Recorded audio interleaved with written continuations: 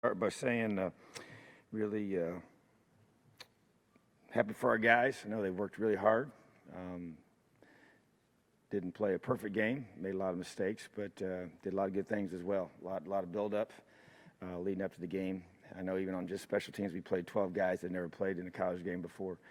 You know, we had, I think, 8 guys for their first starts combined on offense and defense. So just opportunity to have 2 new coordinators, new quarterback, and some new things. So to be able to be in a new setting on the road and be able to do some positive things, I think that come away with a win. I said it to our team after the game, and again this morning. You know, you look across the country, and it's tough to win. You know, you better show up every single week. Then when you play at this level, and everybody works really hard. Coach New and his team there at Ball State, a ton of respect for him and the job that he's done. And I knew they'd be prepared. I think they played extremely hard, and they were physical and well coached, well prepared. And Joey Lynch, the offensive coordinator, I met him afterwards and shook his hand and told him he called a great game and thought that they had their guys ready. So hats off to them. I wish them nothing but the best the rest of the way. But just feel like that we, you know, both sides of the football did some good things. Tackling, as after watching the film, was just as bad on film as it was live. So disappointed in that, but that will be fixed. We had 25 missed tackles, and we were very aggressive on identifying those. For 181 yards, we felt like that we lost. They were after contact that we gave up when we should have got the guy on the ground. So that's significant and something that I take personally. And but at the same time, the run fits were actually really good, you know, for the most part. So really encouraged by that. I felt a year ago at this time I was concerned about those run fits, and that was not the case in the game. I thought we played really hard. We just didn't wrap up and didn't run our feet, you know. And so fundamental things we got to improve on, and we will. And that's something that we definitely are going to address. And then didn't run the ball overall as much as we wanted to, or as well as we wanted to. 160 yards, but that's with everybody. You know, Michael ran the ball well. But just thought this in the box. Now they did. They loaded us up a lot, and they had an extra guy most of the time, and we got to do a better job of, you know, adjusting that. And that's part of his process too. We just go through all those things, and we'll get better at that in terms of just taking what they give us. But at the same time, you know, I think for Michael's first start, did a lot of good things.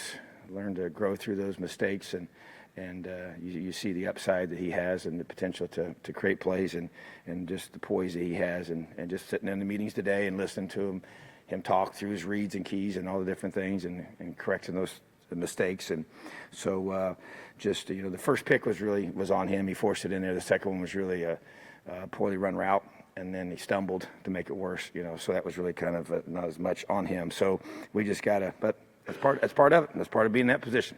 As I told him when he took the job, you know, I gave him the job that you know, he'd get more credit than he deserves sometimes. He'd get more of the blame he deserves sometimes. That's part of being the quarterback of a football team. So that's part of the responsibility.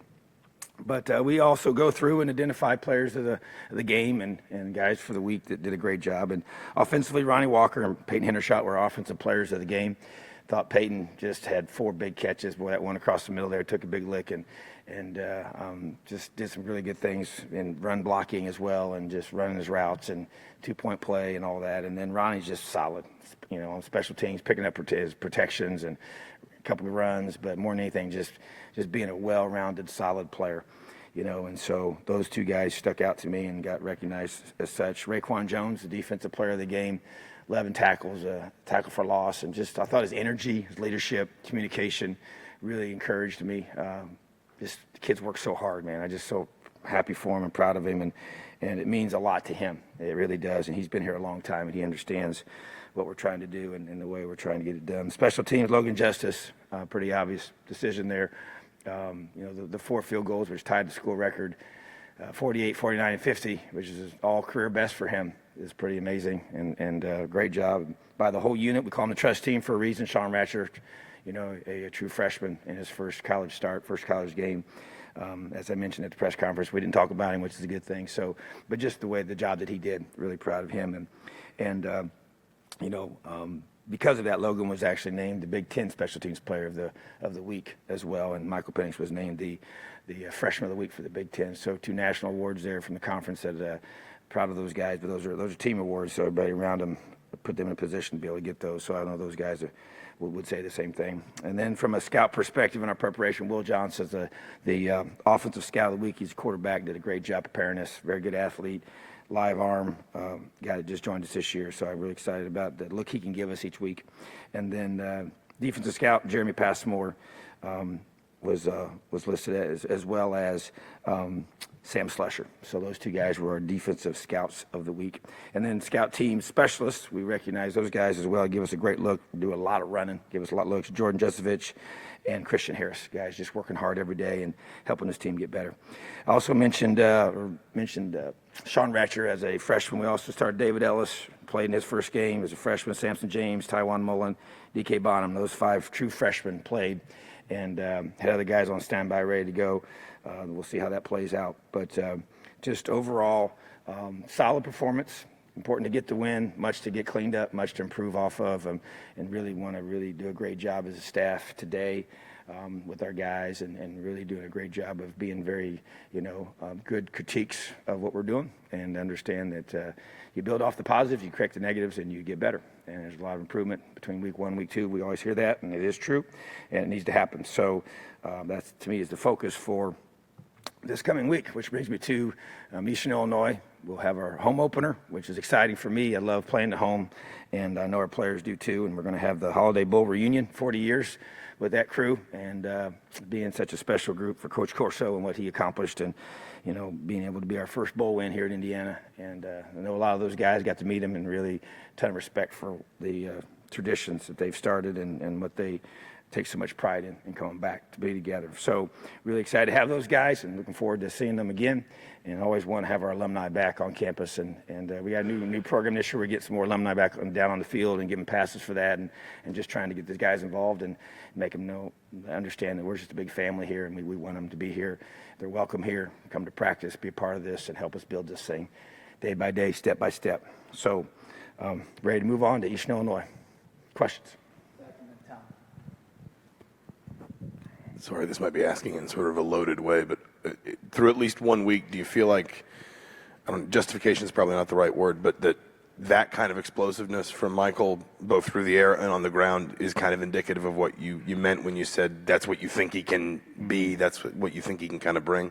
There's no question, in any year. To me, it's just, I think, the country got to see what I saw in practice and what I talked about when I said it wasn't so much about what Peyton didn't do as what I thought Mike could become.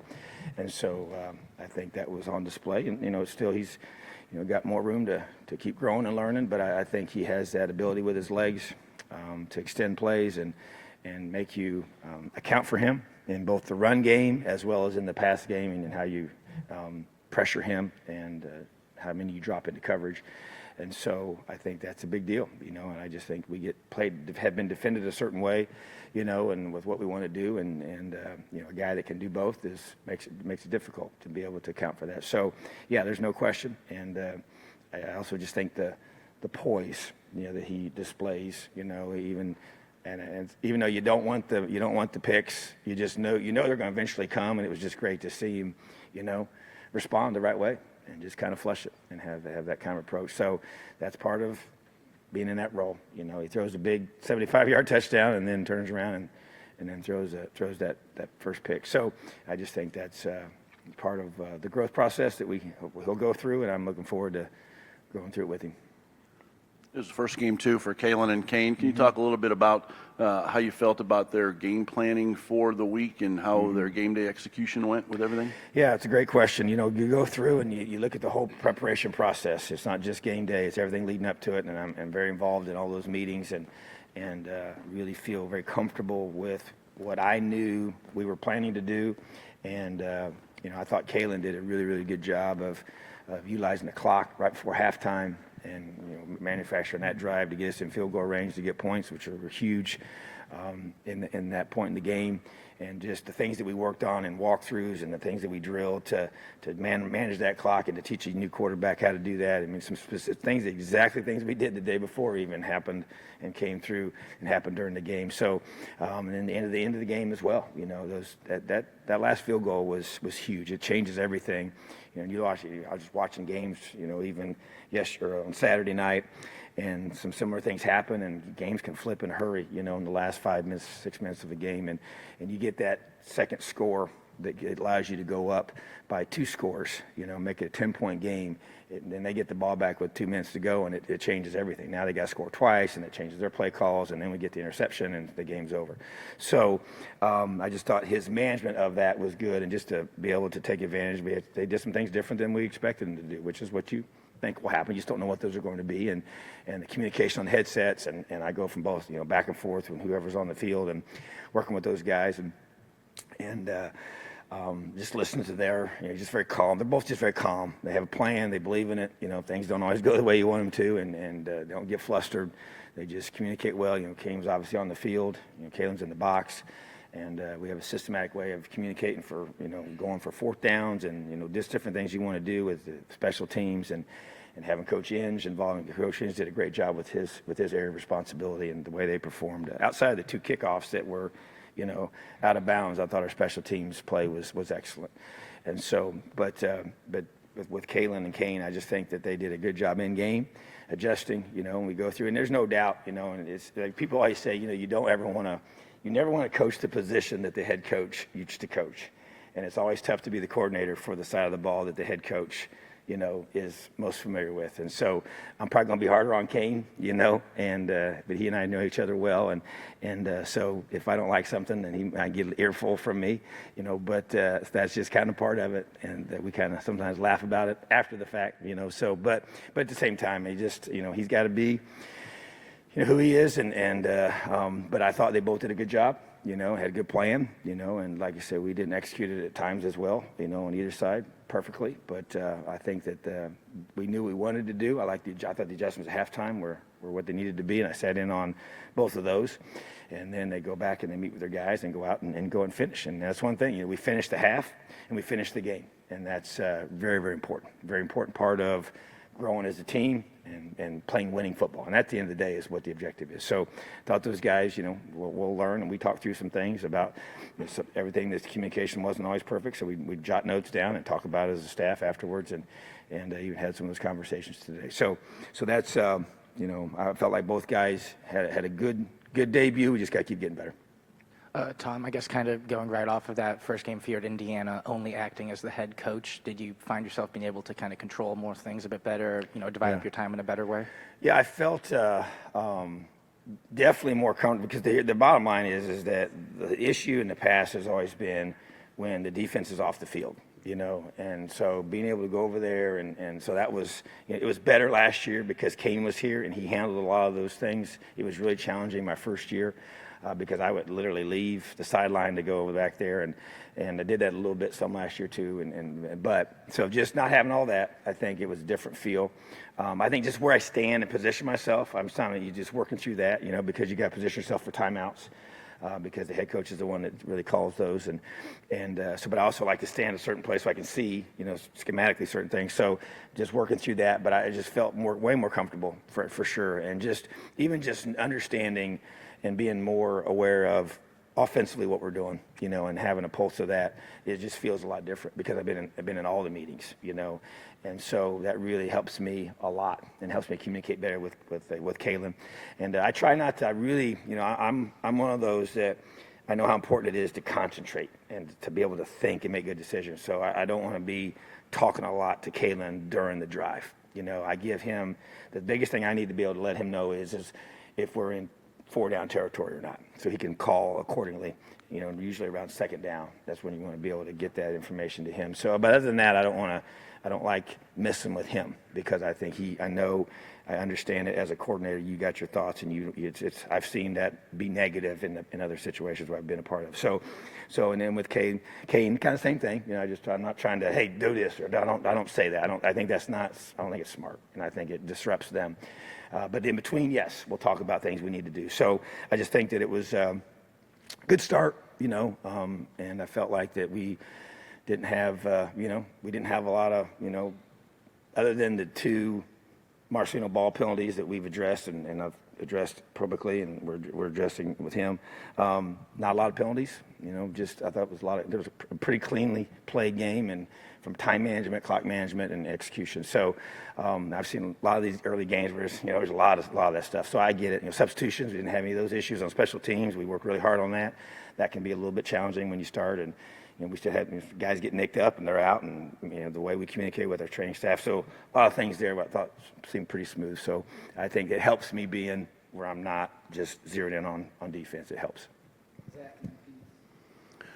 Sorry, this is kind of a longer question, but talking about missed tackling, you mentioned during fall camp, like times when you really wanted to roll back full hitting to just lessen the physical load and maybe keep guys a little bit healthier. It felt like it was discussed around college football, some teams that had done that, and maybe the question of whether you almost just kind of had to, there was a little bit of a trade-off that the first couple weeks tackling wouldn't always be fully sharp. Is that something that almost, I don't want to say you plan for, but that you sort of in your mind, you feel like is a trade-off to say, we may not be as sharp as we need to be in tackling in week 1 or week 2, but the kind of payoff is that we'll be a lot healthier?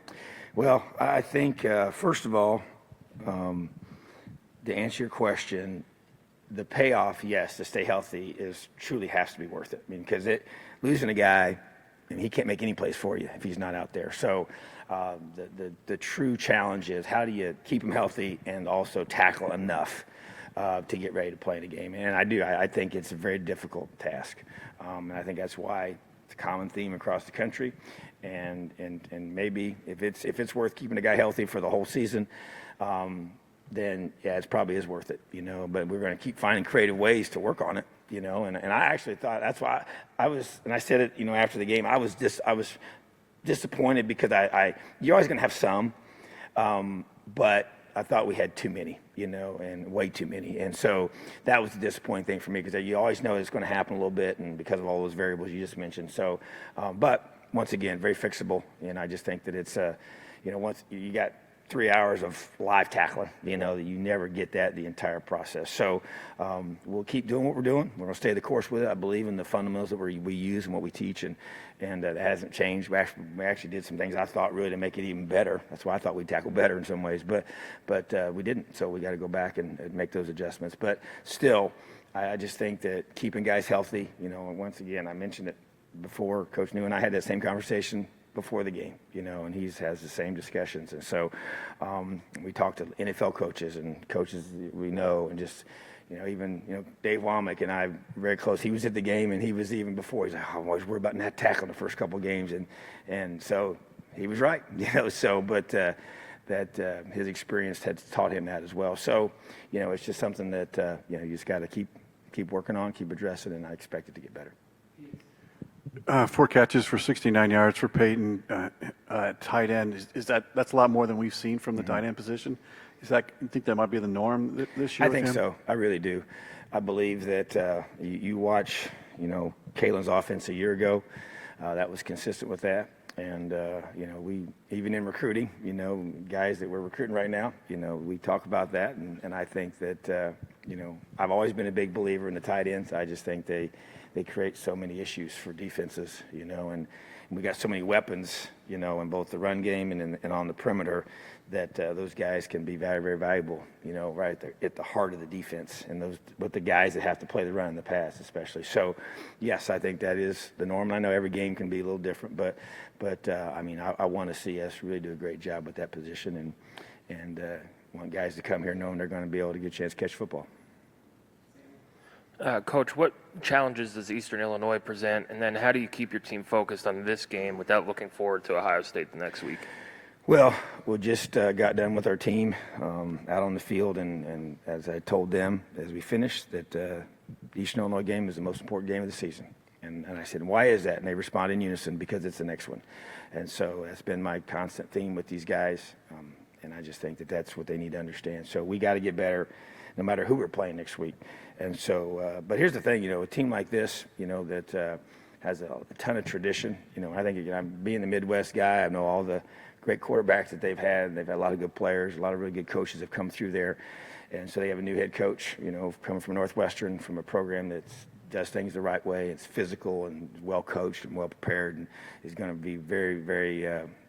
They'll come here and give us everything they got, you know, and I fully understand the dynamics of it all. And you just say, hey, you know, we step out there and we play Indiana football, and that's our focus. And so to me, there's no discussion whatsoever about anything else other than this week. Us getting better and us playing better on Saturday against Eastern Illinois than we did last week against Ball State.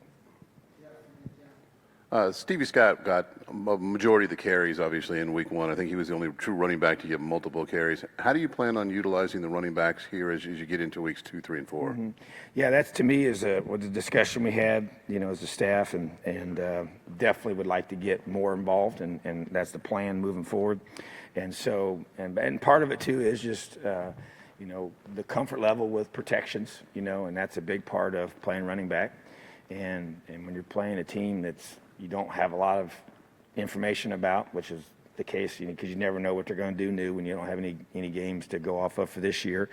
And they did do some new things. And then this team that we're going to play is a team we haven't played before, got new coordinators and, you know, it's a whole new staff. So not a lot of a brand new head coach, hasn't been a head coach before, and new defensive system. I'm quite sure exactly. We got one game film, that's it, to go off of. So those running backs got to learn and now how to protect their quarterback and do a great job being a complete back. So to me, step number one is finding guys that can be complete running backs, and step number two is doing a great job as a coaching staff at having a good flow with that position.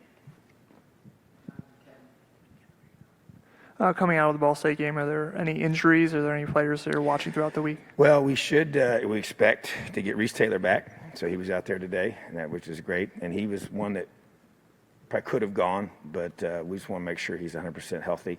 And so we expect to have him back. And then Cam Jones had a lower leg injury that we're just still evaluating. I don't know for sure what his status will be, but he'd be a guy that we'll have to decide later in the week.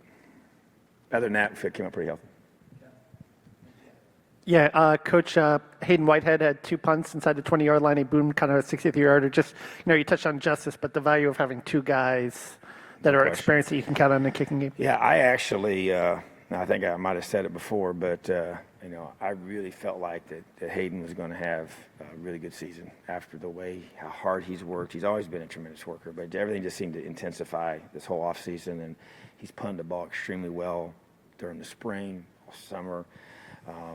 And then fall camp, the pocket punts is what, you know, we're a move the pocket team, you know, and so we just try to change that launch point for the opposing teams and not know where it's going to come from. And so, but his comfort level in the pocket, as you know, he's very natural on the move, as many Australian punters are, but in the pocket, that's where he's really, that one he boomed was such a great punt, and the hang time and the distance, and it just flipped the whole field, you know, and pinned him inside the 10. So I just think that it's a tremendous weapon. I mean, I'm a big special teams guy. We spend a lot of time on special teams in practice, and probably as much as anybody in the country working on that, because I know how important it is.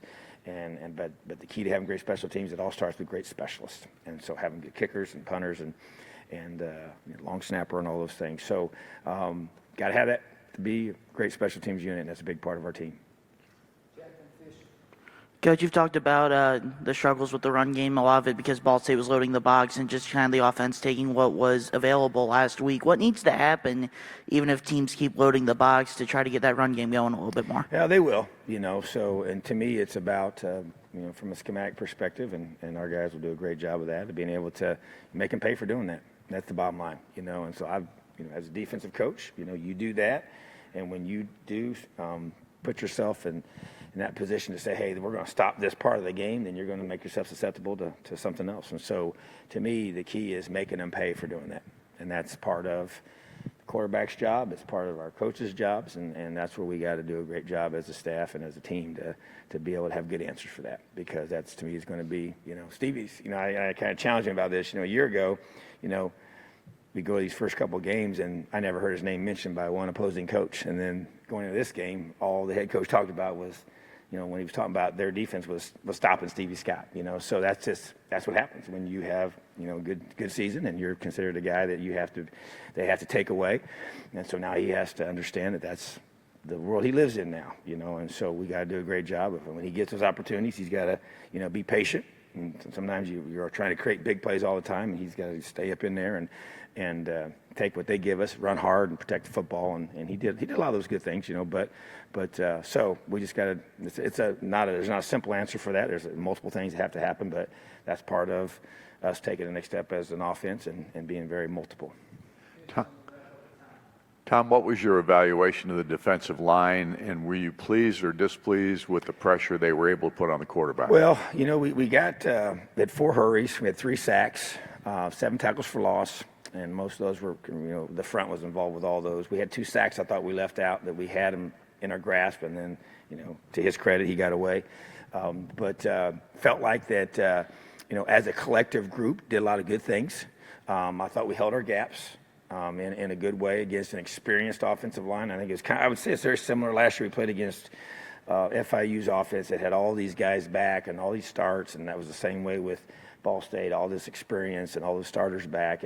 And so I thought as a collective group, they did a good, solid job. There's no question we're continuing to increase more pressure. Alan Stallings is a guy that, he's been he didn't practice at all this spring because of some trying to get him healthy, and then during fall camp he had some other things to get squared away with his body, and so he's really hadn't practiced a lot. So to me, he's going to continue to you got to get him in full swing here as we get ready for conference play. But so I see that group continuing to play better and better. I think we did some things that from a fundamental perspective of how we won't give too many things what we do, but just to be able to get more pressure, we didn't always, execute the technique the right way in that game. So, but I thought it was solid.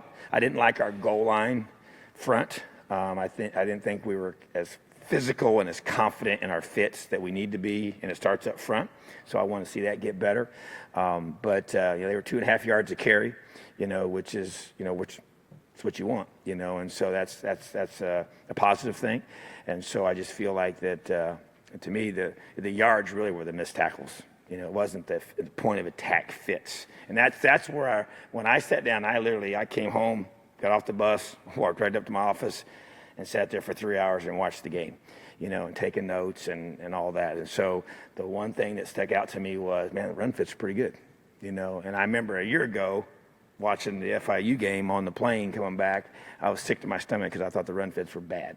And I was concerned about our defensive line. I really was. And our backer fits and just all that. So I came away with a totally different feel because the fits were good, the effort was good.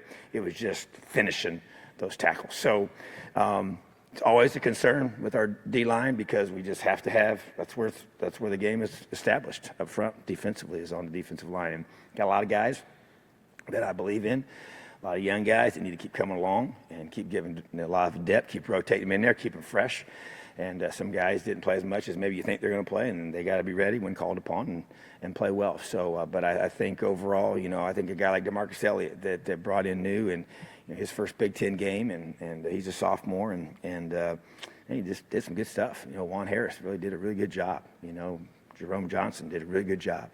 Inside, so, and then I just thought that Mike Zimba flashed at times, and he's got some really good speed and length, and James Head did some really good things, and like I said, Allen's going to be, we're bringing him along, get him back to full speed game mode. So I just feel like that it's a group that can be effective and do a great job for us, and we just got to keep getting better. And Coach Hagan is a phenomenal technician and just relentless coach and of the details, and they will improve. And as we get a more as the weeks go and the game plan grows and we get more film of this year, I think we always do a better and better job of pressuring the quarterback because we can know more of the protections and the things, and that's kind of our deal. We're an attack team on defense, and we're going to pressure you.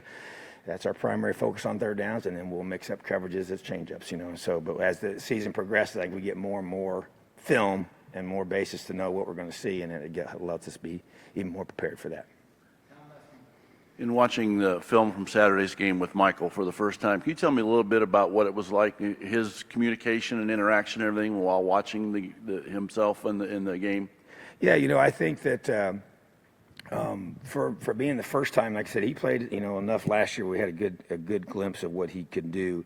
I just think just being able to come off the field, have a very, like I said, it didn't matter. He threw a touchdown pass or if he threw a pick or whatever, good or bad happened. I mean, he had the same demeanor, and he's a great poise about him, and I just think the communication with he and Caitlin and the sideline staff and all the things that you do, and his communication with his teammates, and he's naturally pretty quiet, but did a good job of encouraging guys and just being the leader of the offense, you know, and just being able to have that poise about him and that calmness, and whether we were trying to go seal the game with a field goal or trying to, you know, finish out the half or bounce back from a mistake or come out after a big play, and just kind of seems to just right there. And that to me that's a good sign, you know, because that's instinctive things that he naturally has, and for that position, that's what you have to have those type of qualities. So that's encouraging to me. You just got to keep working, keep getting better.